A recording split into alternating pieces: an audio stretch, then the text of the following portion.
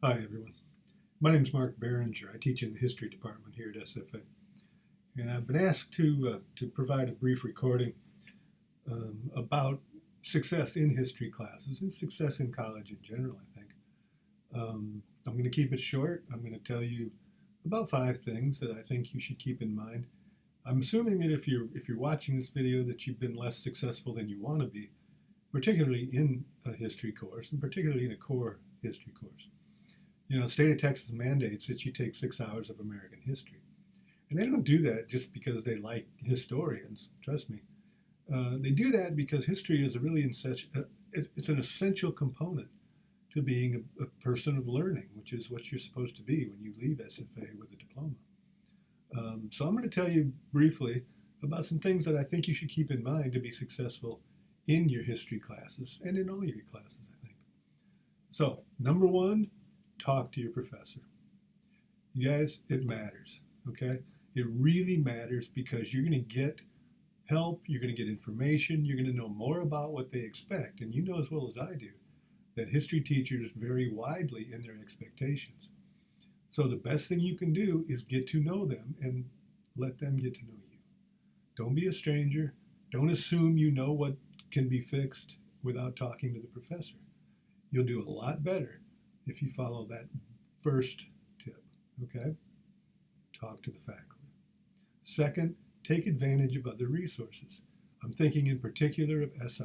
If you're in a core history class and there's an SI section, supplemental instruction through the ARC, find a way to take advantage of it, okay? SI instruction is probably one of the single most important factors in being successful in core history. SI instructors know what they're doing. They've taken the class. They know the instructors. I know anytime I teach a core history class, I have an SI instructor who knows me. We communicate well. It's really an essential part of success in a core history class. Now, I know sometimes schedules don't allow for it, but the more time you can force yourself to spend with the information, and I know history's not everybody's bag of tea. It's not everybody's favorite thing, bag of tea. So if you need to force yourself, SI is a good way to do it, and you'll learn things. Third is also about resources, and that is take advantage of the fact that you're not in this alone, okay?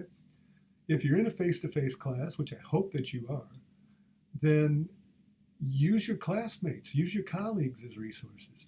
Guys, talking about this stuff is not cheating, okay? You should bounce ideas off each other. You should use each other. If you miss a class, know that there's somebody from which you can get notes. Work together on this stuff.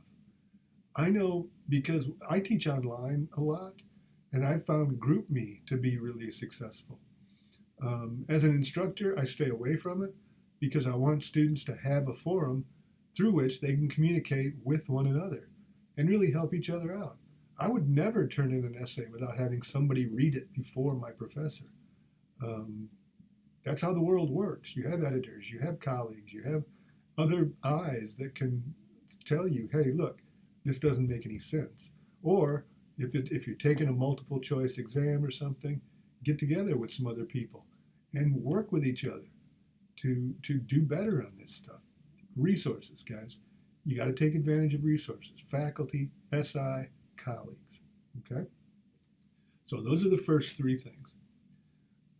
The fourth thing is I think you really should approach history class, and history class in particular, with the idea that you're going to come out of it with 2 really important skills. One is information management, okay? Regardless of anything else, history is information management. You need to take all this stuff that you're getting, all this information that you're hearing, and you're going to get a lot of information if you do what the professor asks, if you do the readings, if you participate in discussions. You're going to learn some history. But one of the most important things you can do is learn how to manage information, how to take all of this stuff and make sense out of it, to support a thesis with it. Okay? That's a skill you're going to use forever. Take a position, support it with facts. That's what history really is. Okay? Second is cultural literacy. Cultural literacy, there are certain things you're supposed to know as a person of learning. Um, there are certain things in history that, as an educated person, you're just supposed to know.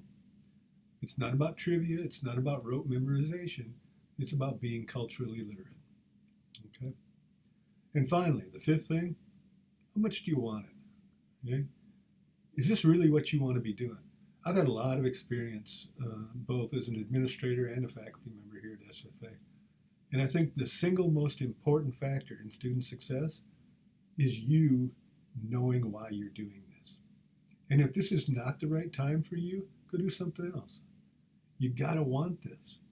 I'm a perfect example. I went to school when I was 18. It lasted one semester. I didn't go back for 10 years because I didn't know what I wanted to do. When I went back, I had a specific goal, and that's teaching history. So ask yourself, is this really what you want to be doing right now? There's no shame in taking some time off. But unless you're committed to this, you're not going to be successful. Okay? Hey, I hope that helps a little bit. Good luck to you. My name's Mark Behringer. I'm here if I can help you at all. Don't hesitate to contact me. Okay? Thanks for your attention.